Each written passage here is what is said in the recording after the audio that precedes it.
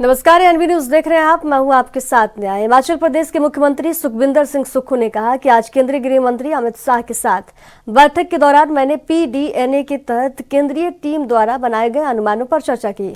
1 साल से अधिक समय हो गया है और पीडीएनए के तहत हमें जो राशि मिलनी चाहिए थी उसके बारे में हमने उनसे बात की है। केंद्रीय गृह मंत्री ने कहा कि हम उस पर जल्द एक बैठक करके इस समस्या का समाधान करेंगे। के साथ मुलाकात हुई है, किन किन मुद्दों को लेकर चर्चा हुई? हमारी 2023-24 में केंद्र की टीम ने एक जब आपदा आई थी, भारत सरकार की जो टीम भेजी थी उसने पीडीएनए के तहत कुछ हमारे जो एस्टीमेट लगाए थे उस आपदा में, उसके बारे में मैंने उनसे चर्चा की। तकरीबन 1 साल से ज़्यादा का वक्त हो गया है और पीडीएनए के तहत जो हमको राशि मिलनी चाहिए थी उस राशि के बारे में हमने उससे बात की है। माननीय गृह मंत्री ने कहा कि उसकी हम जल्दी ही बैठक करके आपकी इस समस्या का समाधान करेंगे। सर, एक जो हिमाचल की बसों में तोड़फोड़ हो रही है उसके पर भी नहीं, उसमें मैंने भगवत मान जी से बात की थी। उन्होंने मुझे आश्वासन दिया था और उस मामले में उन्होंने डीजीपी लेवल पर कार्रवाई करने की बात की थी और मुझे लगता है कि वो कार्रवाई हो रही है। 2 दिन पहले आप निर्मला सीतारमण से भी मिले थे। निश्चित तौर पर केंद्रीय मंत्री हैं और केंद्रीय मंत्रियों से जो फेडरल स्ट्रक्चर में रहते हैं अपने राज्य की समस्याओं के बारे में मिलना पड़ता है और मुझे लगता है कि मैंने जब उनसे बात की तो उन्होंने हमें आश्वासन दिया है कि आने वाले समय में जो भी हमारे पैरामीटर्स के तहत मदद करनी होगी हम उस मदद को करेंगे। हिमाचल प्रदेश के पूर्व मुख्यमंत्री और राज्य विधानसभा में नेता प्रतिपक्ष जयराम ठाकुर ने कहा, वर्तमान सरकार जब सत्ता में आई थी तो उस दौरान सुखविंदर सिंह सुक्खू और मुकेश अग्निहोत्री ने पिछले 6 महीनों में जितने भी संस्थान खोले गए थे उन सभी को बंद कर दिया गया। बिना सोचे समझे राजनीतिक प्रतिशोध की भावना से ये संस्थान बंद किए गए।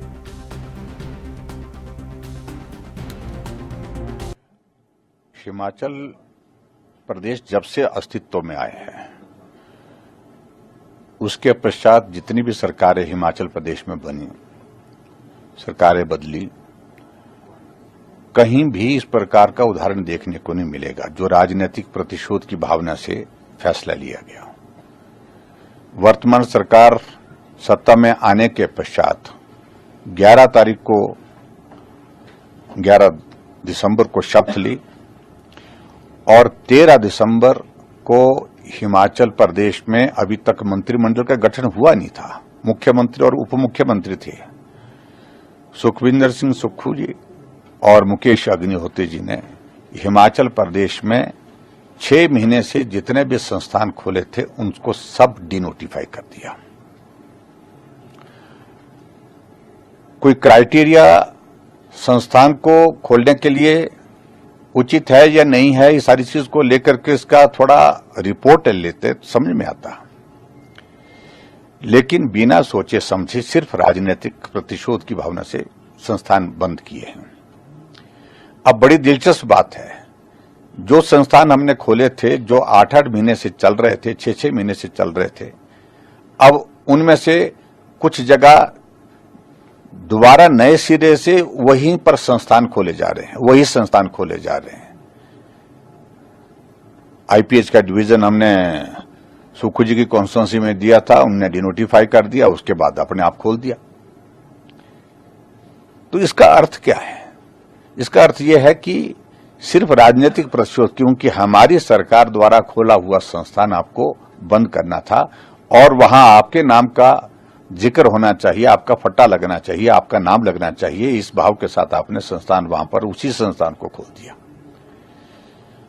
ये मैं समझता हूं कि एक लोकतांत्रिक व्यवस्था में जो है इससे बड़ा हास्यास्पद कोई फैसला हो नहीं सकता है। आप अगर संस्थान बंद करते, अगर 4 महीने 6 महीने तक रिपोर्ट लेते, रिपोर्ट लेने के बाद आपको लगता था कि अब ये संस्थान खोलना उचित नहीं है, ये बंद करना चाहिए, तो उस तरह से सोचा जा सकता है। लेकिन इस तरह से बिना सोचे समझे संस्थान बंद करना मैं समझता हूं कि सिर्फ राजनीतिक मकसद के साथ किया गया और जिसका जवाब दिए जो है इनसे बनता नहीं है। और आज हिमाचल प्रदेश में सुक्खू जी की सरकार संस्थान अपने बलबूते खोल रहे हैं। अपने बलबूते यानी कि जहां संस्थान खोले थे उन्हीं संस्थानों को ज्यादातर खोल रहे हैं। उसके लिए बजट प्रावधान, उसके लिए पोस्टिंग का क्रिएशन अभी तक हुआ नहीं, लेकिन उसके बावजूद भी खोल रहे हैं। तो इसलिए ये दोहरी जो मापदंड वाली राजनीति, ये हिमाचल प्रदेश के लिए बहुत दुर्भाग्यपूर्ण है। और आने वाले समय में इन सारी बातों को लेकर के प्रदेश की जनता अच्छी तरह से समझती है कि ये जो गेमिक्स की पॉलिटिक्स है, इसका कोई बड़ा भविष्य नहीं है। और आने वाले समय में इस बात को मैं जरूर कहना चाहता हूं, आपने 6 महीने से संस्थान हिमाचल प्रदेश में खुले हुए और साल भर से खुले हुए संस्थानों को बंद किया। हम आने वाले समय में जब सत्ता में आएंगे, सरकार ग्रामीण विकास और पंचायती राज प्रदेश के लोगों को जल संरक्षण को लेकर जागरूक करेंगे। इसके लिए विभाग द्वारा वाटरशेड यात्रा शुरू की गई है। शनिवार को पंचायती राज मंत्री अनिरुद्ध सिंह ने WDC PMKSY 2.0 के तहत वाटरशेड यात्रा वाहन को सचिवालय से हरी झंडी दिखाकर रवाना किया। ये यात्रा प्रदेश के 6 जिलों में जाएगी और लोगों को जल संरक्षण को लेकर जागरूक करेगी। साथ ही वाटरशेड विकास परियोजनाओं के बारे में लोगों को जानकारी भी देगी। वाटरशेड यात्रा जो आज निकाली गई है, जो काम हमने पूर्ण किया है हिमाचल प्रदेश में, उसके और पूरे देश में जो पूरे काम वाटरशेड के तहत हुए हैं, उसकी प्रेजेंटेशन जो है गाड़ी के माध्यम से लोगों को जागरूक किया जा रहा है। और अभी ये नेक्स्ट जो वित्तीय वर्ष है वो आखिरी वर्ष है, उसमें भी हम लोग जो प्रपोजल्स हैं हमारी, जैसे आप देख रहे हैं यहाँ से हमारी बहनें छुआरा से दुर्गम क्षेत्र से यहाँ आई हैं, इनके क्षेत्र जो लिया गया है उसमें वाटरशेड के कुछ काम हुए हैं। वैसे हम चाहते हैं कि नेक्स्ट ईयर के लिए हम अधिक से अधिक बजट जो है वाटरशेड के माध्यम से जागरूकता इतनी है कि हर जगह थोड़ा थोड़ा काम जो है करा सकें। आज शिमला से वाटरशेड यात्रा को फ्लैग ऑफ किया गया है। ये यात्रा हमारे जो WDC PMKSY 2.0 के जितने भी प्रोजेक्ट एरियाज़ हैं, निचले जो हमारे डिस्ट्रिक्ट्स हैं, वहाँ पे जाएगी और विभिन्न पंचायतों में लोगों को जागरूक करते हुए ये वैन जो है आगे बढ़ेगी। इसका मेन मकसद यही है कि लोगों में वाटर कंजर्वेशन के रिगार्डिंग एक अवेयरनेस पैदा हो और जन भागीदारी करें, लोग ज़्यादा से ज़्यादा श्रमदान में भाग लें, प्लांटेशन एक्टिविटीज़ और इसमें भूमि पूजन और लोकार्पण, इस तरह की एक्टिविटीज इस वाटरशेड यात्रा के दौरान विभिन्न पंचायतों में की जाएंगी। और जो हमारा WDC PMKSY प्रोजेक्ट चल रहा है, उसका ये जो 25-26 है वो आखिरी वर्ष होगा, तो उसके दौरान भी लोगों को ज़्यादा से ज़्यादा जागरूक हो और वो अपने काम अच्छे से संपन्न कर पाएँ, कंप्लीट कर पाएँ। वक्त एक छोटे से ब्रेक का, जल्द हाजिर होंगे। देखते रहिए ANV न्यूज़।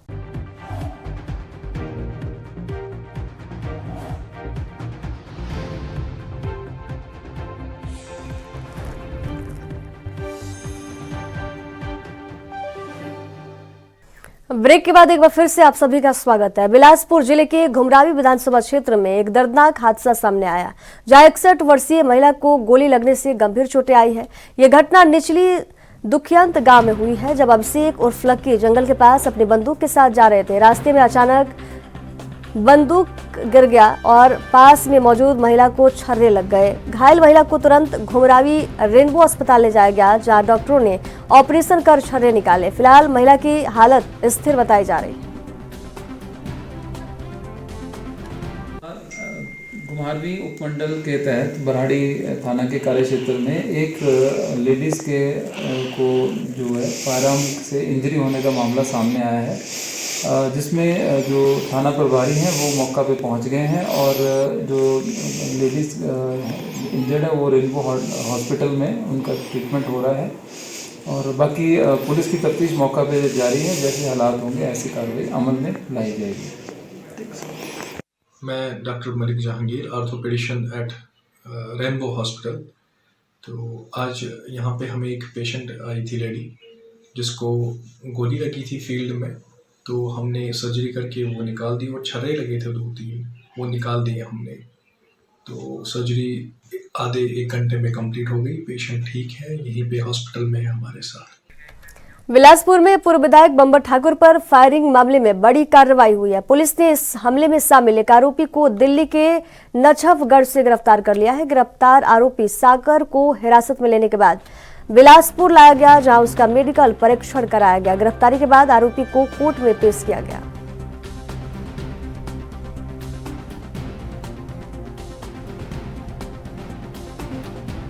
देखिए, इस गोलीकांड का जो केस है, इसमें पुलिस की टीम जो है लगातार रेड्स कर रही हैं आउट ऑफ स्टेट।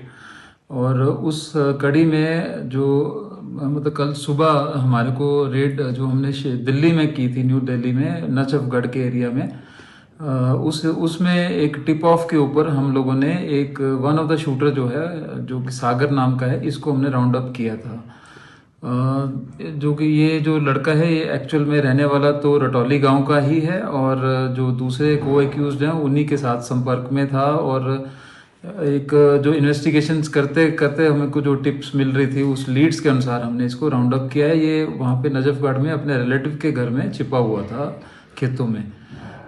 इन्वेस्टिगेशन के दौरान क्योंकि कई तथ्य हम कई लोगों को डिटेंशन में लेते हैं, पूछताछ करते हैं, और ऐसे में जब तक कोई प्रॉपरली अरेस्ट नहीं हो तो हम अपने उस इन्फॉर्मेशन को रिलीज़ नहीं करते हैं। इसी वजह से कल सोशल मीडिया में कुछ लोग गलत कोट करके न्यूज़ चला रहे थे। तो मेरी सबसे रिक्वेस्ट रहेगी कि जब तक आपको स्पष्ट तौर पे किसी अथॉरिटी द्वारा पुष्टि नहीं की जाती है, तो कृपया आप सोशल मीडिया में जहाँ कहीं पर भी इस तरह की न्यूज़ को प्रचारित ना करें, क्योंकि इससे कहीं ना कहीं इन्वेस्टिगेशन भी हमारी हैम्पर होती है, और लाइन ऑफ एक्शन जो हमारा है वो मतलब हमारा डिस्क्लोज होने से हमारे को भी प्रॉब्लम फेस। शिमला में 27 मार्च को प्रस्तावित धरना प्रदर्शन को लेकर बीजेपी ने अपनी तैयारियों को तेज कर लिया है। इसको लेकर ऊना स्थित पार्टी कार्यालय में एक महत्वपूर्ण बैठक आयोजित की गई, जिसमें जिला प्रभारी और पूर्व मंडल अध्यक्ष देहरा संजीव शर्मा और जिला अध्यक्ष श्याम मनहास ने जिले के 5 मंडलों के प्रतिनिधियों के साथ विस्तृत चर्चा की। बैठक में धरना प्रदर्शन को लेकर सफल बनाने की रणनीति पर मंथन किया गया और संगठनात्मक तैयारियों की भी समीक्षा की गई। पार्टी नेतृत्व ने कार्यकर्ताओं से अधिक संख्या में शिमला पहुंचने का आह्वान किया है। जो ऊना जिला है, ऊना जिला की बैठक हो, जिसमें 10 मंडल जो ऊना के नवनिर्वाचित मंडल हैं, 10 मंडल और 5 विधानसभा के सारे प्रमुख जो नेता जो पार्टी ने की ड्यूटी लगाई है, वो सारे लोग आए। हमारे जिला के अध्यक्ष आदरणीय श्याम मिनास जी और सारे लोगों ने आज बैठकर यहाँ कार्यकर्ताओं ने चर्चा की। 27 तारीख को शिमला जाकर हमने विधानसभा का घेराव करना है भारतीय जनता पार्टी के कार्यकर्ताओं ने। और ऊना जिला से, जिसके मुझे जिम्मेवारी दी गई, यहाँ से 1500 हमारे भारतीय जनता पार्टी के कार्यकर्ता ऊना शिमला पहुंचेंगे और विधानसभा का घेराव करेंगे। ये जो कांग्रेस की वर्तमान सरकार है, उसकी जो गलत उसके जो निर्णय है और जो इन्होंने झूठी गारंटियां और झूठे वादे किए हैं, उसके खिलाफ हमारे प्रदेश के अध्यक्ष आदरणीय डॉक्टर राजीव बिंदल जी के नेतृत्व में एक वहां पे विशाल प्रदर्शन जो होगा, उसकी तैयारी के लिए आज बैठे। सर्वप्रथम मैं आपके पहले चैनल का धन्यवाद करता हूं कि आपने समय निकाला और भारतीय जनता पार्टी के इस कार्यक्रम को जन जन तक पहुंचाने का काम किया। आज भारतीय जनता पार्टी के हमारे जिला के प्रभारी आदरणीय संजीव शर्मा जी, जो कि पहले पंचायती राज प्रकोष्ठ के प्रदेश अध्यक्ष हैं, विभिन्न पदों पर रहकर इस कार्यक्रम को, जो कि 27 तारीख का विरोध प्रदर्शन हल्ला बोल रैली है, उसमें हमारा मार्गदर्शन करने के लिए आए थे। हमारी 5 विधानसभा के जो 10 मंडल हैं, उनके मंडल अध्यक्ष, उनके सम्मानीय, उनके साथ लगाए हुए संयोजक, ये सभी जहां पर आए हैं। और हम 27 तारीख को यहाँ लगभग, जैसे प्रभारी जी ने बताया, हमारी 1561 संख्या जो है वो आज बनी है, जो हम लेके शिमला जाएंगे। और इसमें विशेषकर महिलाओं का योगदान रहेगा। जिन महिलाओं को, बहनों को इस सरकार ने झूठी गारंटियां देकर सरकार में आए थे, वो महिलाएं उस प्रदर्शन में विशेष तौर। हिमाचल प्रदेश के कांगड़ा जिले के फतेहपुर विधानसभा क्षेत्र में ब्यास नदी पर प्रदेश का सबसे लंबा पुल बनने जा रहा है। केंद्र सरकार ने इस प्रोजेक्ट के लिए 15 करोड़ रुपए जारी कर दिए हैं और 104 करोड़ की लागत से बनने वाला ये पुल करीब 800 मीटर लंबा होगा। चंडीगढ़ के फर्म को निर्माण का टेंडर मिल चुका है। हालांकि अभी BBMB से NOC मिलने का इंतजार है। पुल बनने के बाद हिमाचल और पंजाब के बीच आवाजाही सुगम हो जाएगी। 2 साल निर्माण काम पूरा करने का लक्ष्य रखा गया है।